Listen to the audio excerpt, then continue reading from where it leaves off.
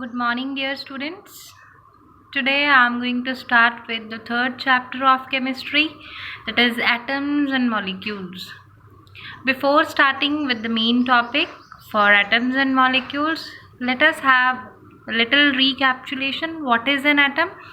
Atom is considered to be the building block of matter, or we can also say that atom is considered to be the smallest identity of which the matter is supposed to be made up of. Whereas, what are molecules? Molecules are formed when two or more than two atoms are combining together. Let us say if I have to explain this concept, then if I'll be saying atom, fine. So how I'll be writing? I'll be writing sodium atom.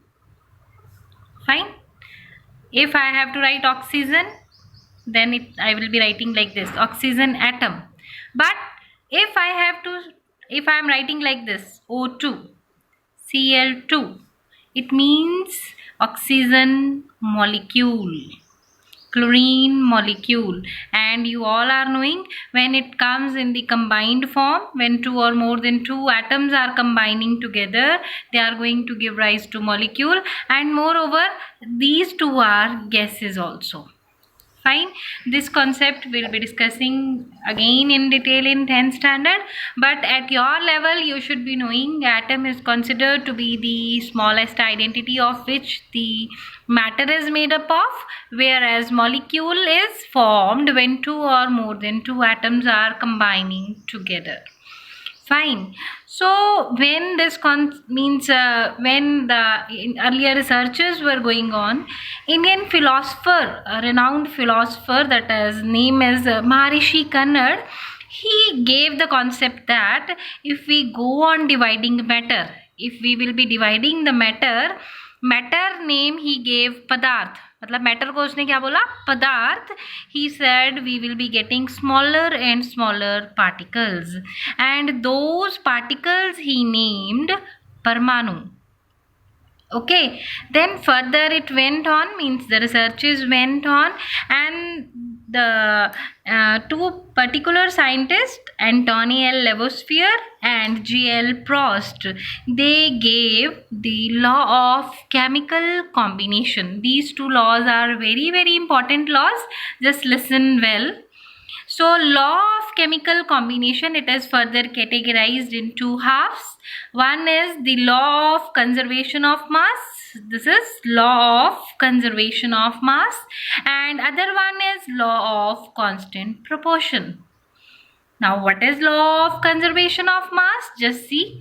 Law of conservation of mass states that mass can neither be created nor destroyed in a chemical reaction.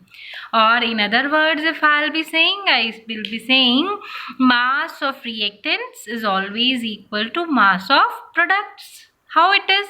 See, very common example I have taken. Let us say A. We have taken 5 grams. Then B we have taken 2 grams. What will be the product? Product will be 5 plus 2, that is 7 grams. What he mean to say? Mass of reactants, these two are reactants, will be equivalent to mass of products. This is the product. So whatever the mass we have taken before the reaction, that is whatever the mass we have taken for the reactants, that will be equivalent to the mass of products. This idea will be more clarified when I'll be explaining you the example. See, this is the example. Activity 3.1 is given. Very, very important activity.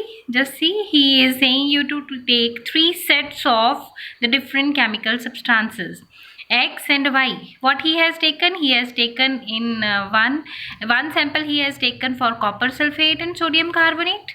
Second sample he has taken, and measurements are also given. Second sample he has taken for barium chloride and sodium sulfate. Third sample he has taken for lead nitrate and sodium chloride. Now what he says? Prepare separately. We are going to prepare separately 5% solution of any pair. Can be first pair, can be second pair, can be third pair. Fine. Then what he is saying, take like means x also we are going to have and y also we are going to have. Take little amount of solution y solution we are going to take in conical flask, the shape of cone. See, conical flask we are going to take, and x we are going to take in the ignition tube. See, this is the tube in which we have taken x. So these are all the x, any one sample we are going to take, and these are all the y's. Fine. Now hang the ignition tube in the flask carefully in such a way that they should not mix up. Fine. Now put the cork on the flask. We have put the cork. एक ढक्कन सा लगा दिया, उसके ऊपर एक lid सी लगा दी है. Then we are going to weigh them. Different contents, x separately will be weighing, y separately will be weighing. Now tilt and swirl the flask. Just little tilt we have to do. Why we are going to tilt it and swirl it? So that the solution should mixed up. Then we are going to weigh them again, x and y. When we will be weighing them again, we have to write down our different observations. So just see bacha that what is given here. He is saying copper sulfate and sodium carbonate. So first is copper sulfate and sodium carbonate. Copper sulfate he has taken, sodium carbonate he has taken. What type of reaction it will be? Always remember at your level, when we are taking any particular compound, first one will be positively charged, second one will be negatively charged. First one is positively charged, second one is negatively charged. And when the reaction will be carrying out, then what will happen? These reactions will not be asked in the exams, but for your knowledge sake, I have written them. So positive will go with negative and negative will go with positive. So I hope you are getting copper carbonate, sodium sulfate, how these formulas they have been formed. This topic I'll be discussing in detail in the coming lectures. Fine. So simply at this level you should be knowing how the reactions are going to be carried out. Fine. So everything cannot be explained in one lecture only. So make sure. This is again positively charged, this is negatively charged, this is positive, this is negative.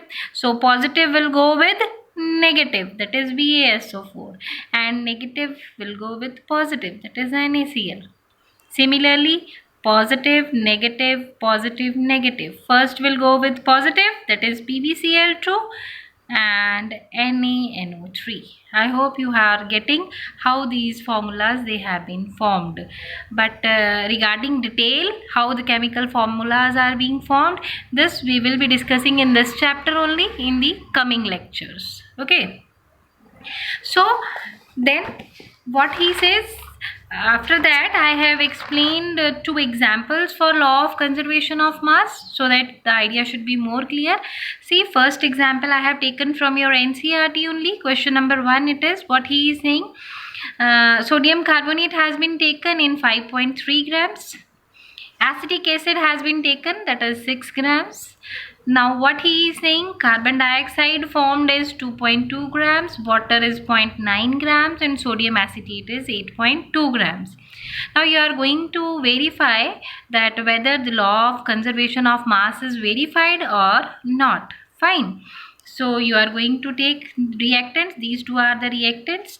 5.3 plus 6, it is 11.3 grams. Now you are going to add the product masses. When you will be adding the mass of products, 2.2 plus 0.9 plus 8.2, again 11.3. So what is your conclusion? Your conclusion is mass of reactants comes out to be mass of products. Hence your law of conservation of mass is verified. Okay. Then next, other example. What he says, 6.3 grams of sodium bicarbonate is added to 18 grams. And one more thing I'll be clarifying you people, that it is not mandatory that you should write formulas for this. You can simply write the chemical names because you are not knowing the formulas as such of every compound. So you can write the name of the particular compound as such. Fine. So 6.3 sodium carbonate. Ethanoic acid is 15 grams. The residue left is found. Whatever is the residue, जितना भी residue बचा, that is 18 grams. Along with that, what else is there? Carbon dioxide is there.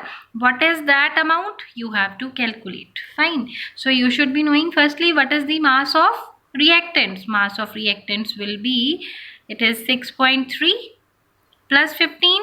It will be equivalent to 21.3 grams. Okay. I hope you are getting that how it has come. We have just added them together. Okay.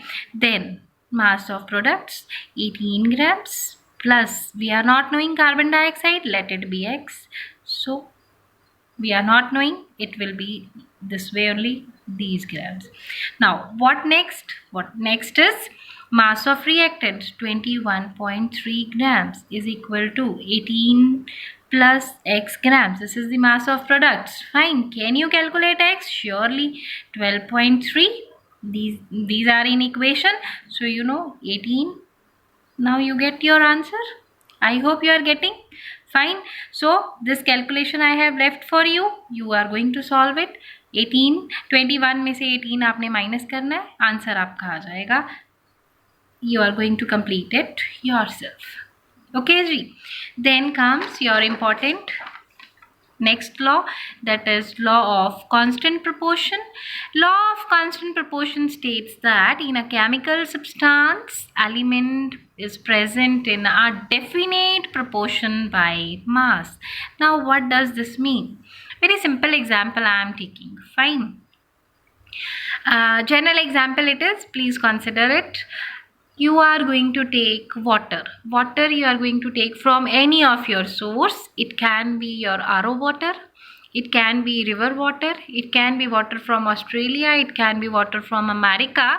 But the composition of water is H2O. What does this mean? This means that when two molecules of hydrogen will be reacting with one element of oxygen, then and only then what is going to be formed?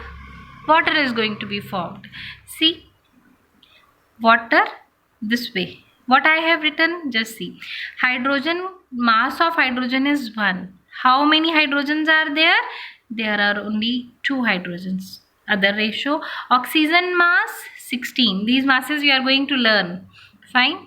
So you should not worry. So 2:16. It means it will come out to be 1:8. So water has been taken from any of the source, but the condition is it will be formed always in the ratio 1:8 by mass. You cannot change this ratio. Any ratio can be, not any ratio can be considered. The ratio is going to be fixed, and water formation ratio is 1:8. Okay, so from here we'll be continuing in the next lecture. That's all for today. Thank you. God bless you.